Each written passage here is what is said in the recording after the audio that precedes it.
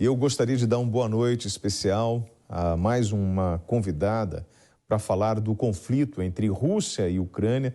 Ela é a doutora Bárbara Regina Vieira Lopes, analista de Relações Internacionais e doutora em Ciência Política pela Universidade de São Paulo.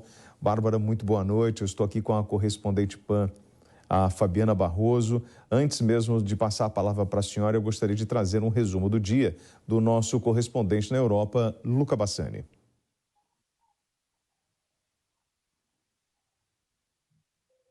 Enquanto eles posicionam, vocês vão posicionar o Luca? Dá para chamar agora? Então tá, então vamos rodar. Boa noite de quarta-feira a toda a nossa audiência. Hoje foi um dia histórico na França no combate ao terrorismo e fundamentalismo islâmico, onde nós vimos que, num processo iniciado em setembro do ano passado, nós temos que 20 pessoas foram condenadas pelos atentados terroristas que aconteceram no país em novembro de 2015. Só para lembrar um pouco a todos aqueles que nos acompanham, foi um ataque generalizado na cidade de Paris, no Bataclan, na cidade, no campo de futebol Saint-Denis, além de vários outros bares e restaurantes da capital francesa, onde 130 pessoas morreram em muitos desses atentados à bomba. Obviamente, porque se tratando de um atentado à bomba, os realizadores do mesmo, os terroristas, morreram, mas um deles, que teve seu colete não funcionando no dia, acabou sobrevivendo e foi julgado e condenado hoje à prisão perpétua, com a permanência mínima na prisão de 30 anos, além, é claro, de outras 19 pessoas que fizeram com que toda a logística desse atentado fosse possível, dirigindo os carros, controlando os horários e também fazendo o intermédio entre as diversas outras pessoas. A gente vê que a França, desde 2015, até um pouco antes, tem apertado suas leis relacionadas ao secularismo para valorizar a laïcité, chamada assim na França, e fazer com que todos esses ímpetos mais radicais sejam tirados da sociedade. A gente vê também que aqui na Europa, na cidade de Madrid, na Espanha, está acontecendo a cúpula da OTAN entre 28 países da Europa e os Estados Unidos, Canadá, os países que fazem parte da organização do Tratado do Atlântico Norte, para discutir várias questões, principalmente relacionadas à guerra na Ucrânia, o envio de mais armamentos, além, é claro, do aumento do número de soldados que está na ativa nesse momento, que passará de 40 mil para 350 mil nos próximos meses. Também, oficialmente, agora foi formalizado o convite à Suécia e Finlândia, já que não há nenhum tipo de veto. A Turquia tinha colocado alguns entraves, principalmente por questões internas relacionadas aos curdos, a um movimento separatista dentro do seu país, mas após uma reunião juntamente com as primeiras ministras da Finlândia e da Suécia, eles acordaram que vão extraditar presos políticos turcos de volta à Turquia, que orquestraram supostamente o golpe militar em 2016 na Turquia. Além, é claro, de ter o presidente Biden ter facilitado muito provavelmente a compra de novos jatos para modernizar a frota da Turquia, que foi uma condição imposta pelo presidente Erdogan.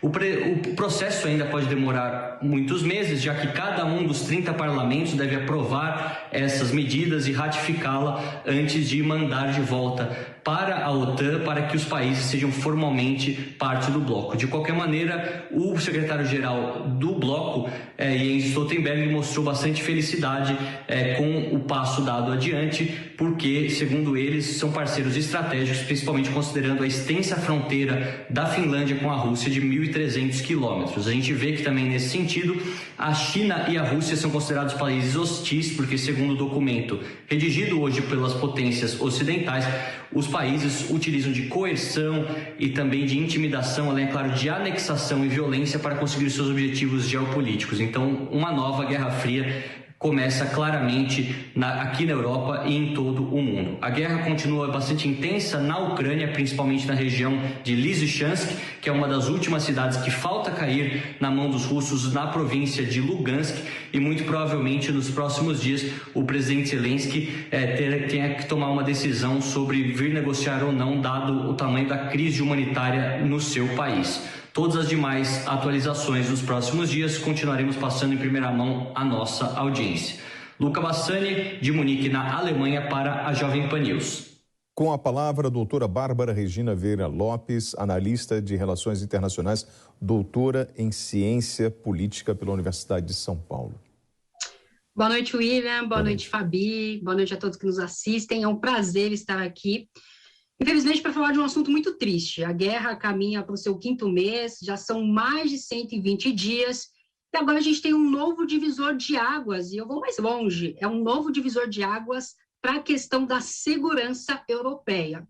Finlândia e Suécia, que geralmente se colocam neutras, elas ingressam na OTAN. Então, há um movimento de uma Europa unida. Vamos lembrar que a Ucrânia e a Moldávia ingressam na União Europeia. Então, a OTAN, a nossa instituição militar ocidental, liderada pelos Estados Unidos e criada justamente para combater o avanço soviético, ela tem 30 membros e ela busca se fortalecer diante desse cenário de guerra que muitos analistas pensavam que ia ser uma guerra curta, dada o desequilíbrio militar entre Ucrânia e Rússia, mas a Ucrânia se mostra muito resistente justamente por conta, como disse o nosso querido repórter, da ajuda internacional que a Ucrânia vem recebendo, especialmente dos Estados Unidos. Doutora Bárbara, inclusive, hoje, sobre essa ajuda, nessa quarta-feira, o presidente da Ucrânia, Volodymyr Zelensky, ele disse aos líderes da OTAN que seu país precisa de mais armas e dinheiro para se defender da Rússia, advertindo que as ambições de Moscou não param na Ucrânia. A senhora acredita nisso? A senhora acredita que a Rússia vai sair do território ucraniano e vai criar uma nova frente de batalha em outro país na Europa? Não, não acredito. É extremamente difícil que isso ocorra, até porque nós temos países que fazem fronteira com a Rússia, que são membros da OTAN. Eu destaco aqui a Polônia, os países bálticos, como Estônia, Lituânia, Letônia. Esses países, eles se mostram preocupados com o avanço russo na Ucrânia, lembrando que a Rússia domina 20% do território ucraniano, e você tem um domínio na região oeste, em outras regiões importantíssimas, como o próprio porto de Mariupol, que é um importante caminho, uma ponte entre a Crimeia, anexada pela Rússia em 2014, que liga a Crimeia ao Mar Negro. Então, a Rússia, ela domina 20% do território ucraniano em áreas extremamente estratégicas. E a Rússia abrir mão disso, enquanto uma União Europeia se fortalece com a entrada de Moldávia e Ucrânia, a OTAN se fortalece com a entrada de membros que antes se diziam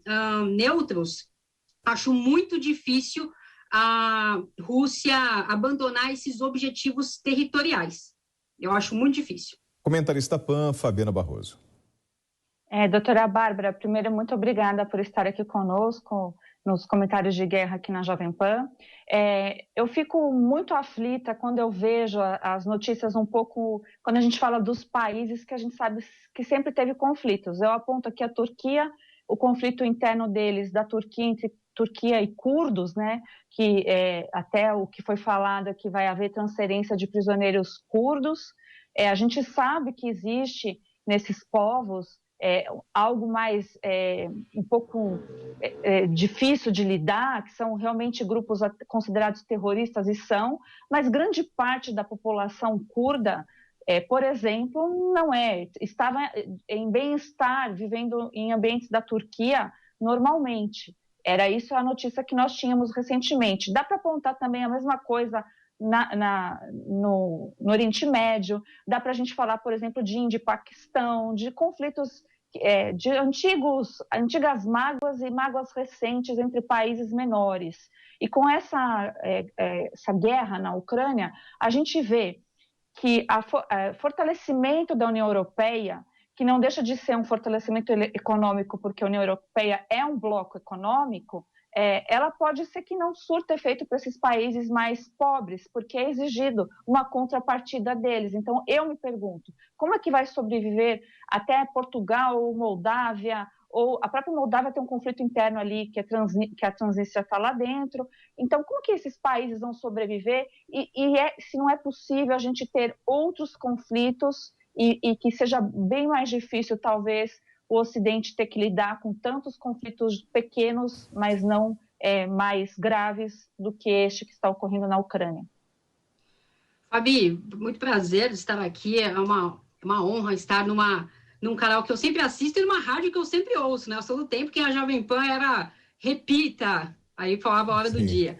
Bom, você toca num ponto extremamente importante, a questão humanitária. Essa é uma questão chave para a Europa. Vamos lembrar que a gente está saindo de uma crise em 2015 da Síria, e a gente não tem mais grandes lideranças como a própria Angela Merkel. Então, a União Europeia, como você diz muito bem, ela é um bloco econômico, só que a União Europeia ela expande as suas funções para a questão humanitária, por conta dos deslocamentos. Muitos achavam que depois da Guerra Fria haveria uma celebração da paz e da harmonia entre os povos, muito pelo contrário. Depois da Guerra Fria, cai o muro de Berlim em 89, a União Soviética se fragmenta, a gente tem a virada do século, o início do século XXI, e o que a gente vê é uma expansão dos conflitos locais e regionais, como você bem aponta, e muitos sobre questões étnicas, culturais, não só disputas territoriais, mas questões culturais, de dignidade e autodeterminação dos povos. A União Europeia, ela se preocupa muito com questões de deslocamento. Quem é que vai acolher? Antes, em 2015, com a guerra da Síria, tínhamos muitos países que fecharam as portas, como o Reino Unido. Agora, nós não temos, por outro lado, né, nós não temos países que abrem as portas, como a própria Alemanha. Então, a União Europeia ela vai ter que lidar com esses mais de 10 milhões de refugiados só nesses primeiros meses da Ucrânia e outros tantos que já saíram de áreas correlatas, como a gente viu na reportagem. Então, é muito importante que a gente debata nesses organismos multilaterais, que haja pressão internacional, não só dos estados, mas também de outros atores importantes, como a própria imprensa, as organizações não governamentais, Médicos Sem Fronteiras, a Anistia Internacional, Cruz Vermelha, Human Rights Watch, essas organizações que lidam com as vidas humanas. E nós temos também na ONU, temos um departamento que lida com a questão humanitária, e esse vai ter que ser um esforço coletivo, perene e sistemático. Todos precisam se preocupar com isso, porque não é só um problema local e regional, é um problema de todos. Isso é globalização econômica, política e também cultural e social. Então, a senhora falando da questão humanitária, a Ucrânia anunciou a maior troca de prisioneiros de guerra desde a invasão da Rússia, garantindo a libertação de 144 dos seus soldados, incluindo 95 que defendiam a siderúrgica Azovstal em Mariupol. No início do ano, o governo americano enviou 20 mil soldados. Hoje nós temos em torno de 100 mil homens em toda a Europa do exército americano. A OTAN fala em colocar de prontidão algo em torno de 300 mil homens. Mesmo com essa preocupação humanitária, nós temos sim a escalada dessa guerra e um fortalecimento da parte militar, como se a gente não estivesse preocupado, ou como se a OTAN, o próprio governo americano não está muito preocupado com essa questão humanitária. Pelo contrário, ele vai continuar nessa ofensiva dando suporte à Ucrânia. William, esse é um ponto fundamental. Os Estados Unidos dizem, eles mesmos dizem que eles erraram em 2014. O que acontece? Em 2014, a anexação da Crimeia por parte da Rússia. E tempos depois, onde estava Vladimir Putin? Ele estava no Rio de Janeiro, assistindo a Copa do Mundo. Então, o que os Estados Unidos pensaram? Tem as sanções econômicas, tem as sanções, as cartas de repúdio, só que esse sentimento de impunidade no direito internacional, esse sentimento persistiu. Talvez tenha sido até um combustível para as tropas russas invadirem em fevereiro o leste da Ucrânia. Então, os Estados Unidos consideram que eles erraram ao não...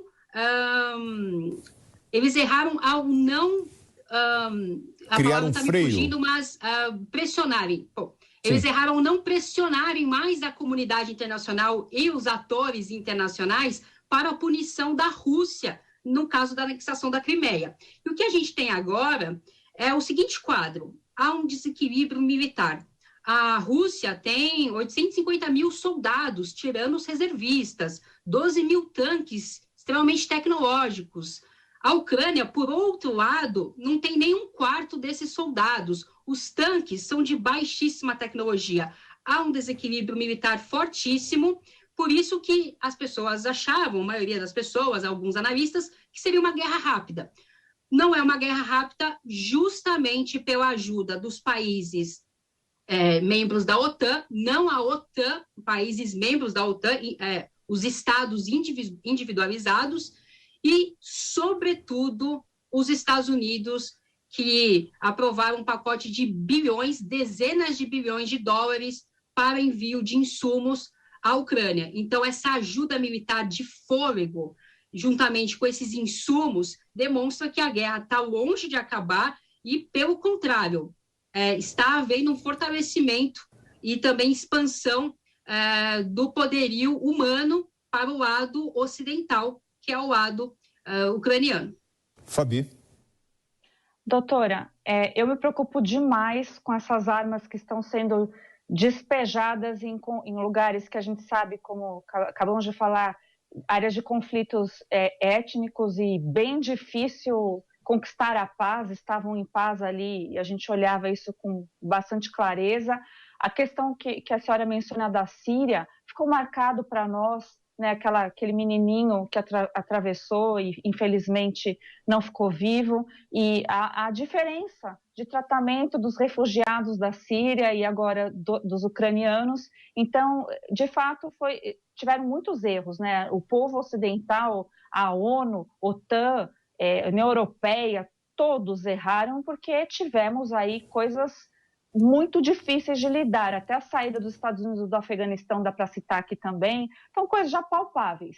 E a gente sabe que depois, para pacificar esses lugares que estão extremamente militarizados, e até eu acho muito preocupante, com milícias, né, que é produzido com mercenários, ajuda de dinheiro também, pessoas que não têm raiz e ligação com nada, a não ser com o próprio dinheiro, não são as forças regulares do próprio país. Eu vejo isso com uma grande preocupação para médio prazo na questão humanitária. E soma-se a isso, né, é bonito a gente falar da União Europeia, mas é iminente uma crise econômica que a União Europeia vai ter que lidar. A Alemanha já está com uma crise econômica factível, a França está tendo que lidar e seus líderes já não têm maioria. Os Estados Unidos também está acontecendo isso. Tivemos hoje o presidente do Banco Central americano, o Powell, falando a respeito disso, que eles não entendem a inflação. E você ouvir isso da pessoa que está ainda no poder, dá receio, dá medo, porque se ele que está ali não sabe entender como que funciona a inflação no país dele, que reverbera em todos os outros, como que a gente pode confiar que a União Europeia, de fato, vai conseguir chegar a esse objetivo final, que não seria econômico, seria de ajudar essas pessoas que vão ficar em altíssima degradação humana? Fabi, você toca num ponto fundamental. Eu lembro de uma capa do jornal The Independent, se não me engano, é o jornal britânico, e ele coloca várias fotos em relação à guerra da Síria, fotos comoventes, horríveis do ponto de vista humanitário, e ele diz, o jornal diz assim, na parte de baixo, se essas imagens não comovem o mundo, o que comove? E isso me lembra uma grande crítica que uma parte da imprensa internacional faz, que é sobre a saída dos refugiados na Ucrânia. Houve um grande processo de priorização, né? Houve prioridade em alguns grupos e outros ficaram para trás. Algumas minorias ficaram para trás, curdos, turcos, indianos. Então, até na guerra você tem essa diferenciação muito triste entre maiorias e minorias sociais. É muito triste isso. E esse é um ponto essencial. Na hora de pacificar, se houver esse dia, se esse dia chegará, como será gerenciado? A União Europeia precisa lidar com isso. E a União Europeia não está conseguindo resolver os próprios problemas, assim como o mundo inteiro, né? A gente tem a economia mundial que mal se recupera da pandemia iniciada em 2019, e agora a gente tem duas crises, a crise alimentar e a crise também climática, que inflama essa crise alimentar, a inflação dos alimentos, o preço do petróleo, o preço das commodities agrícolas. E quando o presidente do Fed diz não sabemos lidar com a inflação, você pensa, meu Deus, e agora? Como é que vai ser? O que tem que ser é um esforço coletivo, é a mesma resposta da questão anterior. Se não houver um esforço coletivo pressionando esses organismos multilaterais e os estados nacionais, é verdade, a Alemanha ela está vivendo um desemprego inédito. O Macron, reeleito, perdeu a maioria no parlamento. Então, é o custo da guerra, é o custo econômico com a inflação, e também a crise alimentar, é o custo político, você pode perder apoio dentro dos estados, e também o custo humanitário. Você tem uma crise de refugiados que aumenta não só pela questão da Ucrânia, você tem conflitos espalhados no Oriente Médio, você tem conflitos espalhados no continente africano, e como que a gente vai gerenciar tudo isso ao mesmo tempo? É um esforço coletivo de organismos multilaterais, uma pressão internacional da comunidade e também de outros atores, como a imprensa, e muita pressão da sociedade dentro dos estados nacionais.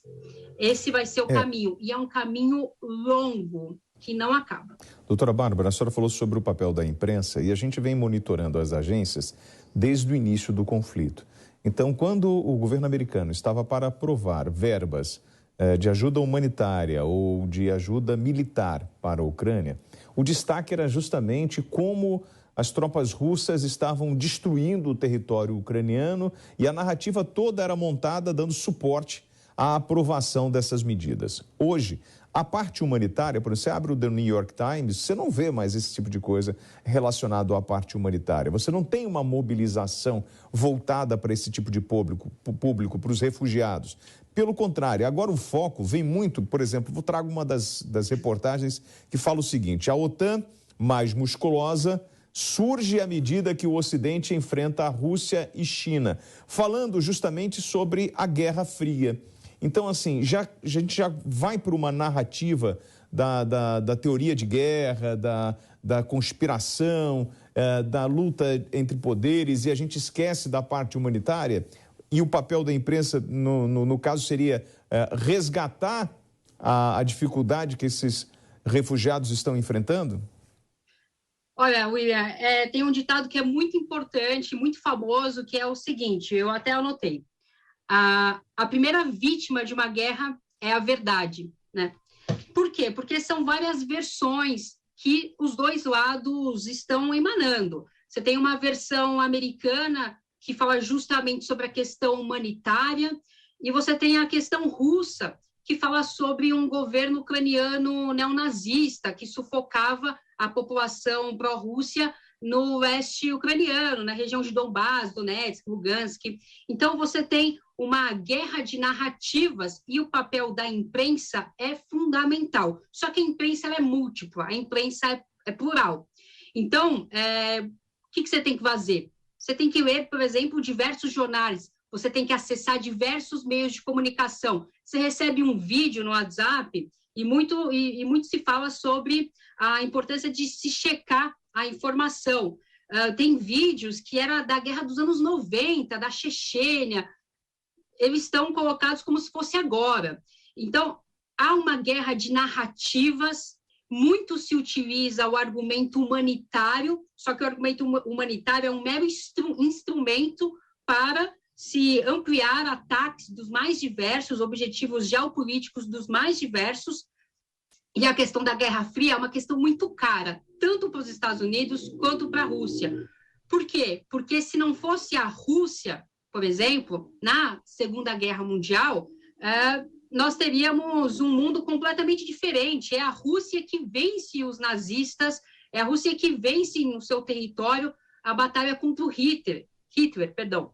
Então, os Estados Unidos, eles sabem do poder russo, do poder da narrativa russa. E o Vladimir Putin, quando ele ele fez vários discursos importantes em meados de maio sobre a guerra, ele relembra a importância da Guerra Fria, a importância de se combater os nazistas na Segunda Guerra Mundial, e o quanto isso é caro ao povo russo. Por outro lado, os Estados Unidos, com essa defesa dos valores liberais, a defesa da vida, a defesa desses valores importantes ocidentais contra os valores soviéticos, você vai ter uma guerra de narrativas e a gente fica no meio desse fogo cruzado. É por isso que nós precisamos nos atentar muito às informações que recebemos e veiculamos, tanto nas redes sociais quanto em debates dos mais diversos. Sobre isso, sobre as redes sociais, hoje, Fabi, eu acompanhava o Luiz Kawaguchi, que foi, durante um bom tempo, correspondente nosso lá em território ucraniano, e ele fez uma observação hoje num Twitter falando o seguinte: cúpula da OTAN. China não é considerada adversária, mas representa um desafio à segurança mundial, segundo Jens Stoltenberg. Minha análise, Pequim vem aumentando seu arsenal nuclear e pode criar um desequilíbrio no sistema nuclear binário Estados Unidos e Rússia. Você concorda com isso, Fabi? Ou se eu concordo, sobra concordância com Kawaguchi. É óbvio que isso está acontecendo. Essa questão nuclear da China, lembra, a gente precisa pegar do começo. Foi formalizado esse acordo entre o Putin e o Xi Jinping. Então, isso não é uma narrativa, né? Eles fizeram um documento, levaram à ONU quando teve a Olimpíada de Inverno. O que a doutora falou, acho importante relembrar que os russos, quando eles falam da Segunda Guerra Mundial, eles têm a razão deles, porque, afinal, só na Batalha de Stalingrado foram perdidos 2 milhões de vidas, né, russas para combater o Hitler. Então, é um número bastante considerável aí de pessoas só em uma das batalhas. Então, eles têm esse orgulho. O que eu acho que faltou ao longo dos anos, e é fácil a gente falar agora, mas havia-se esses alertas importantes, era a distância e o excesso de politização e de colocar esses ambientes tão difíceis de ter depois alguém para intermediar os conflitos. Então, a gente teve papel, Israel teve muitos países que foram ajudá-los na questão, quando precisava ter outros países intervindo. Era a questão agora, e a gente não tem um Estado legítimo. Eu enxergava a Turquia como possível Estado aí para intermediar com o Putin, porque o Erdogan tem relacionamento com o Putin e tinha com os Estados Unidos que poderia fazer essa movimentação, mas aí a gente já vê que o Erdogan então cedeu, e o motivo dele ter cedido, me faz refletir, que é o que me preocupa demais, são por armas. No fundo, ele trocou, né? Aí você pega a Finlândia e Suécia, trocaram a neutralidade para o fornecimento de armas para a Turquia, por exemplo. Então, no fundo, William, o que a gente está vendo é uma guerra econômica, é por dinheiro. Sempre, todas as guerras, o grande combustível é para que aumente o dinheiro das grandes potências, e isso acaba afastando, e tendo aquele mundo ideal globalizado, ele vira só historinha de livro bonito para a gente imaginar que teve um dia, porque não teve, né? A gente não teve um período de paz, nunca, só no Brasil, que graças a Deus a gente não tem essas guerras aí absurdas. Mas os outros países do Oriente Médio, como eu falei aqui, a Síria, questão do Irã, também é colocado a questão nuclear, que o pessoal está fingindo que não vê, os Estados Unidos volta a negociar com o Irã, por questão que precisa do petróleo. Então, a gente vê que o verdadeiro combustível é, como disse a doutora, finge-se, coloca-se, vamos ajudar a Ucrânia, porque coitada da população, mas de fato, quem está preocupado com aquela população de verdade? Eu não vejo hoje no cenário mundial um Estado legítimo que tenha essa preocupação. E quando o Zelensky ele pede que a guerra se acabe no final do ano, a gente vê que não, porque só estão dando mais combustível e ninguém fala em negociar a paz. Então, William, mais uma vez a gente está vendo que esses poderes, né, no fundo, ainda é a guerra do Oriente contra o Ocidente, numa visão assim simplista da coisa. Doutora, a China pode criar esse desequilíbrio? Alguns analistas colocam os Estados Unidos e países ocidentais de um lado e Rússia e China do outro, mas assim, esqueceram de avisar a China, porque a China ela não quer se colocar como um membro ativo desses conflitos. O G7, que se reuniu há pouco tempo, pediu à China que pudesse dialogar mais com a Rússia, utilizar toda a sua influência para reduzir o conflito, a escalada do conflito, para ampliar os canais de diálogo entre Ucrânia e Rússia no futuro. A China ela não quer se colocar como um membro ativo, porque isso pode criar, sim, um desequilíbrio, mas a China ela quer se colocar fora. A China ela tem vários... Vou colocar aqui uma questão econômica, mas A China tem vários contratos econômicos, tem vários acordos políticos com praticamente todos os países do Ocidente. A China é uma grande força motriz da economia mundial. Ela se envolver numa guerra seria uma tragédia para a sua economia, para a sua estabilidade política. Então, hoje, a China ela busca se colocar à margem do conflito e ela, desde o começo, coloca posições mais pacifistas em busca do diálogo, porque ela sabe, se ela entra no conflito, haverá uma tragédia para ela mesma. E isso não é bom para o que ela planeja para a sua projeção no sistema internacional. A China quer se colocar entre os grandes e uma guerra poderia prejudicar esse planejamento. Então, estar entre os grandes, doutora, é dominar o comércio? A China já tem um certo domínio. Alguns analistas econômicos colocam a China ultrapassando os Estados Unidos antes de 2050, que era o limite de 2050, justamente quando o BRICS saiu do papel ali no final dos anos 2000, e a China como uma grande força política econômica. Ela tem um certo domínio do comércio, só que esse domínio do comércio só acontece porque tem um competidor ao lado, que fica disputando a posição, que é os Estados Unidos. Então, você fica numa disputa acirrada e um país está puxando o outro nessa disputa comercial, sem dúvida alguma. Fabi? Eu já vejo a China com uma guerra não concreta, militar, mas uma outra guerra de bastidor, porque ela tem o domínio de várias rotas já. Como bem disse também a doutora, já tem relação econômica com diversos países, ela acaba impondo, assim como ela impõe no seu próprio país, que também ela não respeitou as etnias que existiam na China, ela acaba fazendo nos outros países que ela se envolve. Então, a China é um gigante adormecido. Vamos lembrar que os Estados Unidos até é um dos maiores credores que tem dívidas a receber, é a China dos Estados Unidos. Eu fico imaginando se eles resolvem cobrar. Então, existe essa disputa econômica. A China não está de brincadeira. A gente pode ver a indústria, como ela produz. A indústria chinesa é assim, absurdo, se produz de tudo. Eu já falei aqui, mas ela acaba tendo muita matéria-prima, ela tem muito gás, ela vai muito além, porque também a política chinesa, a gente só sabe o que eles contam. É um país que muitas coisas a gente não sabe. Eles têm mídia controlada, eles têm acesso à internet controlado, isso é real. Então, a gente fala de um lugar muito grande, a maior densidade demográfica do mundo, com uma gana imperialista real, dominada e comandada por uma família de um ditador, é uma ditadura que hoje vive a China, que eu acho que é o único contraponto que em algum momento pode ser que choque aí com os interesses russos, que os russos também são imperialistas.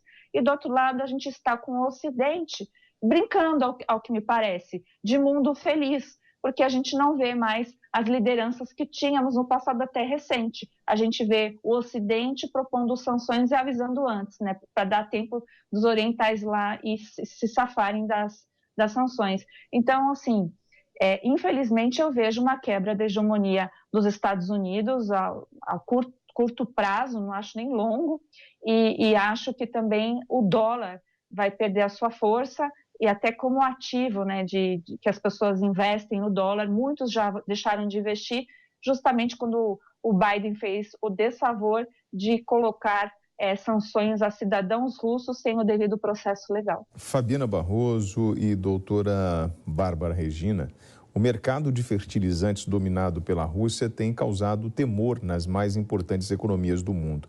No Brasil, esse assunto foi prontamente tratado pelo presidente Jair Bolsonaro em conversa direta com o Putin. Nós temos uma reportagem sobre esse assunto com o Daniel Lian. Inclusive, ele fala sobre esse possível desabastecimento no mercado nacional. O Ministério da Agricultura reitera que, apesar da guerra na Ucrânia, o Brasil não terá desabastecimento de fertilizantes. A indicação veio um dia depois da conversa por telefone entre Jair Bolsonaro e Vladimir Putin. Cerca de 70% dos insumos vêm do exterior, sendo que a Rússia é o principal fornecedor ao país. O diretor de programa do Ministério da Agricultura, Luiz Rangel, detalha que em nenhum momento o abastecimento foi interrompido. As exportações da Rússia para o Brasil continuaram funcionando. Continuaram funcionando, inclusive, fora de um padrão, né, observado em anos anteriores, mesmo antes das crises, né, de logística e abastecimento. Nós, no volume geral de importação, hoje, né, finalizando aí o primeiro quadrimestre do ano, nós temos 14% a mais de importação de fertilizantes como um todo do que tínhamos nos anos anteriores. E, pasmem, só da Rússia nós aumentamos no primeiro trimestre 70% de importações vindas da Rússia. Ou seja, não houve interrupção no comércio de fertilizantes entre Rússia e Brasil. O membro da pasta participou de uma audiência na Câmara e lembrou que o insumo básico do fertilizante é o cloreto de potássio. Já o superintendente de pesquisa da Agência Nacional de Mineração, Ricardo Eudes, defende ampliar o mercado interno, mas lamenta. Então, da nossa história, o que é que nós temos hoje no nosso portfólio para potássio? Então, daqueles 3.900 requerimentos que entraram, 10%, menos de 10%, estão hoje ativos e 19 concessões de lavra que já foram, que são da Petrobras, concessões antigas, que não são trabalhadas já há vários anos, e os 5 requerimentos de lavra, dentre os 16 que existem também na Amazônia, que estão carecendo do licenciamento para, então, a empresa iniciar os procedimentos objetivando a lavra daquele depósito.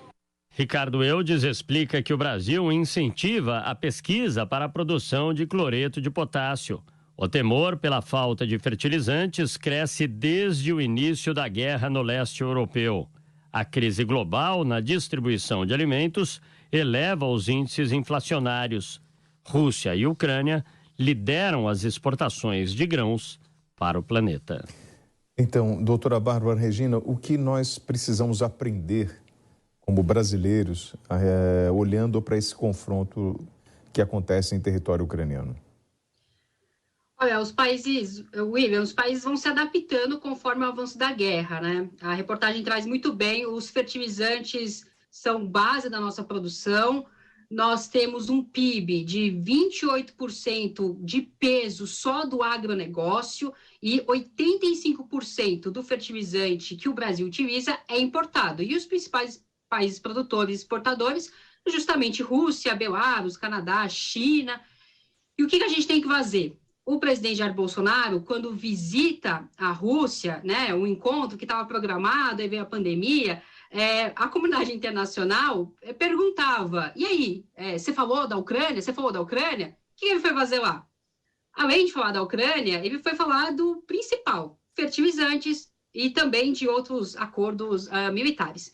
Mas o que a gente tem que fazer agora é lidar com esse desafio que é justamente investir em investir em parceiros alternativos, que é o que está todo mundo fazendo. A China fez isso quando não pôde comprar ali do Brasil. A União Europeia está buscando meios alternativos energéticos para ficar menos dependente do petróleo russo, do gás russo. Então, você vai se adaptando, você vai buscando parceiros alternativos e você vai investindo cada vez mais em pesquisa, porque nós precisamos do NPK, que são os 3 principais fertilizantes, e nós só vamos obter mais êxito nessa área agroexportadora se houver investimento. É um setor fundamental da economia, o setor agroexportador. Tem que ter investimento, tem que ter direcionamento político, que é o que o presidente Jair Bolsonaro fez no começo do ano, ao falar com o presidente Vladimir Putin,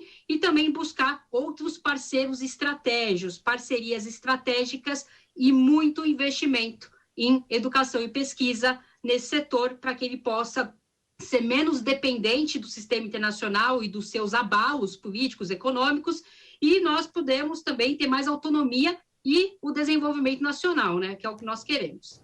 Bárbara, como o tempo passa rápido, né, Fabi? A Bárbara lembrou agora dessa visita, do encontro do presidente Jair Bolsonaro. Na época, o governo brasileiro estava fazendo uma grande campanha para aumentar as exportações de carne suína para a Rússia, né? E o presidente foi, e aí gerou uma polêmica, falando, olha, ele não poderia ir num momento tão delicado como esse, que tem essa tensão com a Ucrânia. Mas fato é que essa conversa ela pode ter facilitado a nossa vida agora em função da presença desses fertilizantes russos em território brasileiro. Sem dúvida alguma, William. E outra coisa que talvez lá a gente não pensava, mas hoje é tão importante, é que o Brasil ele é produtor de alimento tão considerável que se nós falharmos, se a gente não tiver esse tipo de acordo, se a gente não tiver o investimento que a doutora falou em fertilizantes, se a gente não desenvolver o mercado interno em relação a isso, é muito importante que a gente faça isso, a gente compromete a segurança alimentar mundial. Isso é muito positivo. Hoje a gente teve um anúncio lá do Safra, né, do investimento que o governo vai fazer. É o maior investimento que nós já vimos no setor agrícola, essencialmente importante para o Brasil, para a nossa economia, e não dá para deixar de citar a importância que teremos um novo cenário que já está se colocando para nós como, acho que a gente vai ser o 6º mercado de produtos de consumo alimentar. Então, é uma importância muito grande. Então, é preciso também que nós, como brasileiros, temos consciência disso, que nós temos um país apto a produzir muito alimento em quantidades consideráveis, desde que as políticas internas favoreçam. É hora que é esse momento aqui que a gente tem que escolher bem e não deixar isso passar, para não lamentar depois, como está acontecendo, por exemplo, na Alemanha, que é quase completamente lá dependente de um ditador, que é o Putin. Bom, os nossos agradecimentos à doutora Bárbara Regina Vieira Lopes, analista de Relações Internacionais e doutora em Ciência Política pela Universidade de São Paulo. Bárbara, obrigado pela gentileza do bate-papo. Uma ótima noite e um bom descanso para a senhora. Obrigada, o prazer foi todo meu. Boa noite.